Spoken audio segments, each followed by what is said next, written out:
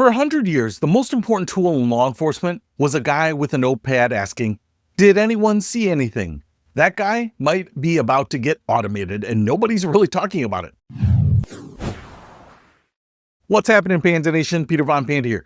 So here's something I've been genuinely wondering about. Will the flock camera systems eventually mean the destruction of law enforcement jobs? Police, detectives, highway patrol, the whole profession. Because the more I look at what this system already does, the more it starts to look less like a tool for police and more like a replacement for police. A very quiet, very polite replacement that never needs overtime and never calls in sick.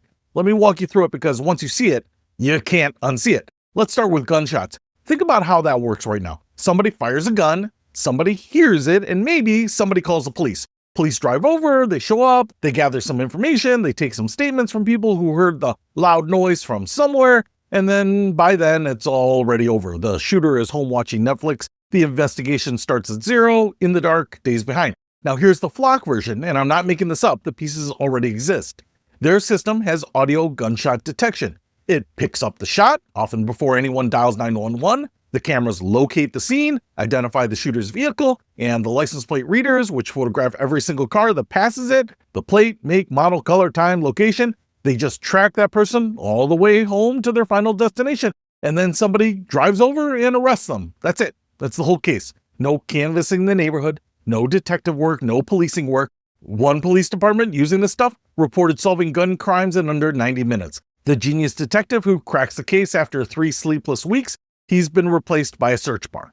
And it doesn't stop with the dramatic stuff. Think about traffic, highway patrol, all those traffic stops, all those tickets being written on the side of the road, one at a time, by hand, like it's 1974. All of that could just be done with cameras. The camera clocks you, reads your plate, and a ticket shows up electronically and in your mailbox, just so you can be disappointed twice. There's no officer, there's no stop, do you know why I pulled you over? And honestly, do we think governments will resist a machine that writes tickets 24/7 without a pension?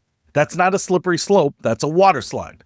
Amber alerts, stolen cars, kidnappings. Right now, those depend on a million random citizens squinting at highway signs going, "Gray sedan, partial plate, good luck." The camera network doesn't squint. The suspect vehicle passes one camera and the system lights up like a pinball machine. And my favorite, the high-speed chase. 5, 6 patrol cars screaming after somebody, helicopters, spike strips, local news breaking in. Forget about it. The entire genre of television is going to go extinct. The cameras will just track them calmly, patiently, until that guy needs a pee break or a tank of gas, because everybody needs a pee break. Sometimes they need a tank of gas. And then he gets arrested at pump number 4 next to a display of beef jerky because the camera tracked him the whole way there. There's no danger, no drama, no crashed cruisers. The most anticlimactic arrest in history, and honestly, the correct one. Flock even has drones now that launch themselves off a dock the second a gunshot or a plate alert comes in. 60 miles an hour, average of 86 seconds to the scene, reading license plates from 2,000 feet up with thermal vision. As a piece of engineering, it's totally fetch. As something hovering over your neighborhood, watching you, monitoring you all the time, we'll have to circle back to that one. Now, layer on more and more AI, because that's the real story here. Every camera, every plate read, every gunshot, every drone flight, it's all data. And the data just keeps accumulating. And the AI sitting on top of that data keeps getting smarter. Follow that line far enough and you end up with a single AI-based law enforcement intelligence living in the cloud. One brain, watching everything, connecting everything, and at that point, on-the-ground policing becomes generally irrelevant. Maybe it keeps some local police to physically break up things. The bar fight, the domestic call, situations that need an actual human intervention. Because the cloud can't separate 2 drunk guys in a parking lot. Yet.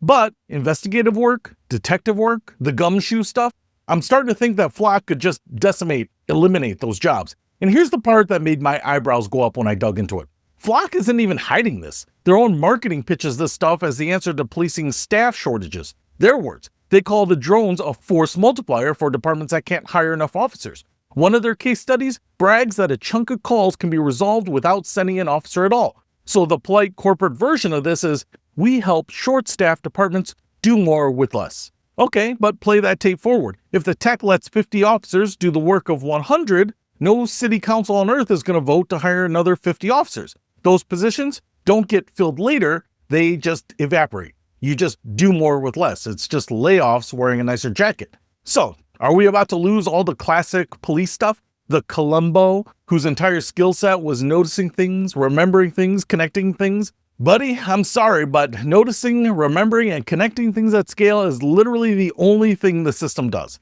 It's Columbo with 90,000 eyeballs and no need for a raincoat.